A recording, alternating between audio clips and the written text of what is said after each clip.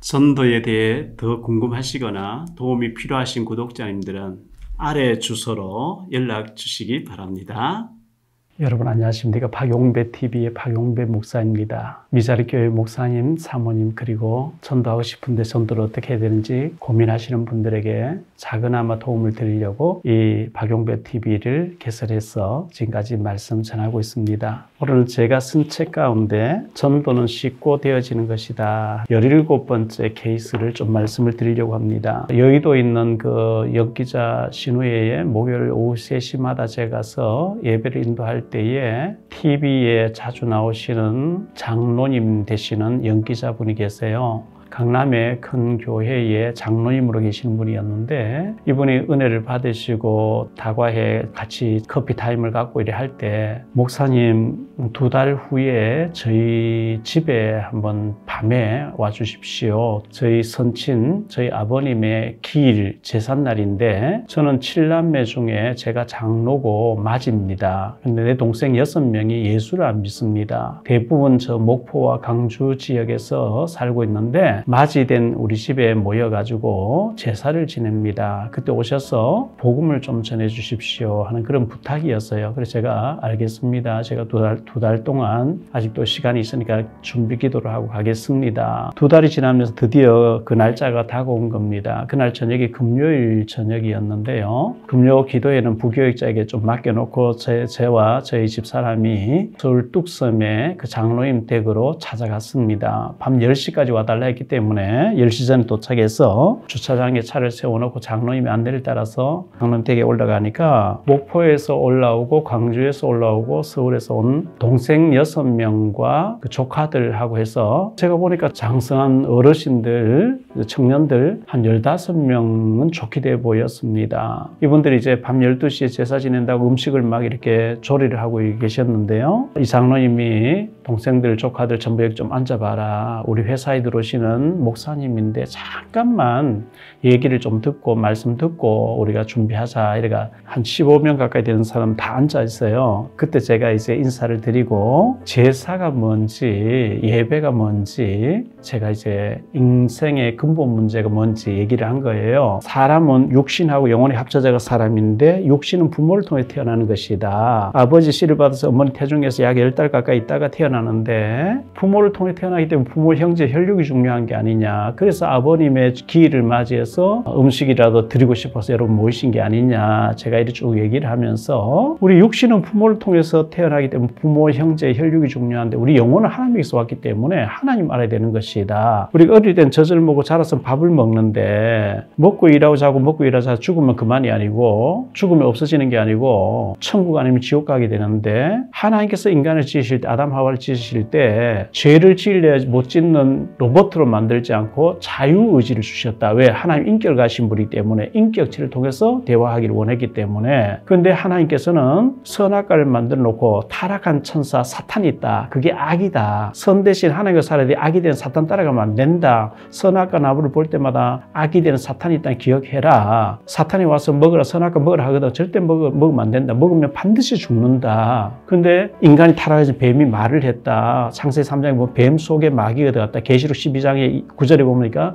옛뱀 속에 마귀가 들어가서 그렇게 했다. 뱀이 선악과를 먹으면 네가 하나님처럼 된다. 먹어라. 아담 하와가 하나님께서는 먹으면 안 된다. 먹었어요. 먹고 난 뒤에 에덴 동산 쫓겨나왔어요. 그때부터 하나님 떠나면서부터 인간에게는 운명, 사주팔자, 모든 질병과 죽음과 고통과 저주가 오게 됐어요. 그래 인간의 근본 문제가 하나님 떠난 문제, 사단 마귀에게 장악된 문제, 운명, 사주팔자라 그러죠. 그리고 죽으면 지옥 가야 된다는 문제. 이 세 가지 문제, 인생의 근본 문제예요. 그래서 하나님께서는 그 문제를 해결하시려고 하나님께서 구약시대 이스라엘 나라에 예수님 오시기 전에 구약시대에 선지자를 세우라, 제사장을 세우라, 왕을 세우라 했다. 선지자가 침식할 때 머리에 기름을 부어서 안 쑤시겠다. 선지자는 하나님 만나는 길을 알리는 자다. 예수님은 참 선지자예요. 내가 곧 길이요 진리요 생명이니 나로 말미암지 아버지께로 올 자가 없다. 예수 이름 부르면 구원받게 돼요. 참 선지자 됐어요. 구약에 죄 지은 사람 제사장 찾아 자기 죄를 자백해야 돼요. 그럼 제사장이 양을 잡아서 양머리 손을 놓고 하나님 박용배라는 사람 죄를 지었는데 이 양이 대신 죽습니다. 이 양처럼 하나님 아들 그리스도 메시아가 오셔서 죽을 줄 믿습니다 하고 양을 죽여서 태워서 없애면 그래서 죄가 없어지는데, 그 양을 잡아서 죄 문제를 해결해주는 제사장 책임이 침식할 머리에 기름을 부었는데 예수님은 우리 죄를 위해 대신 십자가 죽으신 참 제사장이라는 거죠. 예수 믿으면 우리 죄가 다 용서를 받게 돼요. 그리고 구약시대에 왕이 침식할 때 머리에 기름을 부었는데 왕은 침식하는 백성을 다스리고 통치하는 자입니다. 요한일서 3장 8절에 하나님 아들 예수님이 오시기 위해서 마귀의 일을 끊기 위해서 오셨다 그랬거든요. 예수님을 나의 왕으로 믿으면 마귀는 도망가 버립니다. 그래서 그리스도란 말은 기름 부음을 받은 자, 기름 부음 받은 선지자, 제사장, 왕이 하는 일을 하러 오신 자. 제가 이 예수님에 대해서 그리스도를 쭉 말씀했어요. 그 장로님 댁에서 제사가 뭐냐, 옛날 중국의 송나라 때에 주자학을 창안한 주의라는 사람이 있었는데요. 이 사람이 과거를 보러 갔다가 몇 년 만에 집에 와보니까 부모님이 돌아가시고 안 계신 거예요. 부모님 임종을 못 봤어요. 그래서 미안해가지고 죽으신 날 음식 떠놓고 절한 것이 유래가 돼서 지금 제사를 지내고 있다고 하는데요. 성경 고린도전서 10장 20절에 보면 이방인, 예수 믿지 않은 사람이 제사 지낼 때 조상님이 오셔서 제사밥 드시고 가라고 제사 지내는데 그때 귀신이 자꾸 온대요. 귀신이. 우리가 여름에 35도쯤 뜨거울 때 개나 고양이 죽었는데 그게 시체를 치우지 않고 썩 놔두면 어디서 막 벌레들이 나오고 군뱅이가 기어 나오고요. 그 썩은 음식 좋아하는 까마귀 같은 게 달려들어요. 근데 그 싹 없애고 그 시신 썩는 거 없애고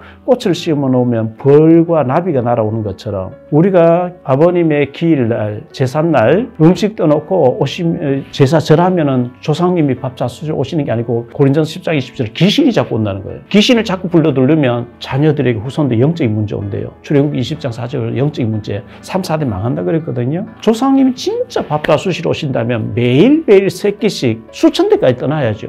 제삿날 딱 한번 떠놓고 명절 한번 떠놓으면 안 돼요. 근데 그 시체를 치우고 꽃을 심어놓으면 벌과 나비가 오는 것처럼 우리가 하나님 앞에 예배드리면서 우리 돌아가신 부모님께서 우리를 키울 때에 우리를 잘 되라고 하시지 않느냐 하면서 그 돌아가신 선친의 우리를 키울 때의 말씀을 생각하면서 우리가 잘 살아드리는 거, 잘 믿어드리고 우리가 잘 사는 걸 천국에서 기뻐하시지 않겠냐. 이제 그래서 제가 이제 제사에 대해서 쭉 얘기를 했어요. 하니까 제사 지내면 되는 게 아니고 제사 많이 지내면 귀신에게 시달리고 3, 4대 망한다 했다. 예수님을 이 시간 구주로 영접하시면 이 자리에 구원을 받게 된다. 구원받은 자가 예배드리면 되는 것이라 하니까요. 그 15명 되는 분은 모두가 무릎 꿇고 예수님 영접한 거예요. 장로님 한 분이 제삿날, 기일날 저를 청해가지고 밤 12시 제사 지는 10시에까지 와달라. 10시에 가서 제가 잠깐 예배드린다 하면서 복음을 딱 전했는데 한 30분, 40분 정도 복음 전했는데요. 그 15명 가까이 되는 7남매의 조카들까지 해서 딱 모두 무릎 꿇고 예수님 다 영접하고요. 예배 드리고 나니까 뭐 구원받아 버리니까 제사 음식을 준비하다가 축제가 벌어져 버린 거예요.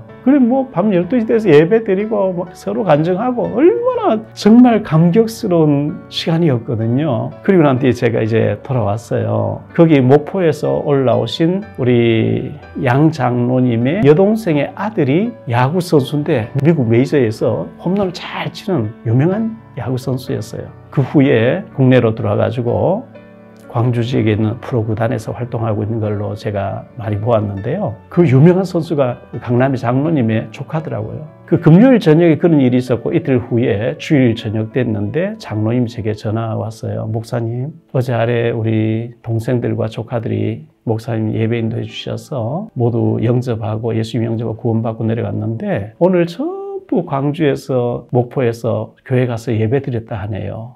너무 고맙습니다. 전화 왔어요. 얼마나 감사한 일이에요. 조상님이 제삿날 음식 드시러 오는 게 아닙니다. 누가복음 16장 19절 31절에 보면 아닙니다. 조상님을 가장한 귀신을 자꾸 끌어들인 거예요. 제사 지내면요. 제사 지내면 3, 4대 망한다 그랬어요. 예배 드리시면 됩니다. 제가 그날 그렇게 복음 전해서 그 가정이, 그 가문이 전체가 예수님 영접 구원받는 모습 보고 너무 기뻤습니다. 우리 목사님들과 사모님 그리고 교회 중직자 여러분들, 여러분은 언제 행복합니까? 내가 복음 전해서 그 사람 복음 받아들이고 예수님 영접하고 구원받고 생명이 살아날 때 그때 제일 행복하지 않습니까? 저는 복음 전에서 생명이 살아날 때 제일 행복해요. 생명 계속 살리면서 생명 살아나는 것에 대한 행복을 맛보고 나니까요. 다른 거는 전부 좀 시시해요. 누가복음 15장 7절에 죄인 한 사람 회개하고 돌아오면요. 하나님께서 하늘에서 천국 잔치를 여신다 그랬거든요. 우리 목사님들과 우리 사모님 그리고 중직자 여러분들 생명을 자꾸 살리셔서 하나님 잔치를 많이 열어드리고 많은 사람을 주님께 돌아오게 하는 축복이 우리 여러분에게 다 있어지게 되기를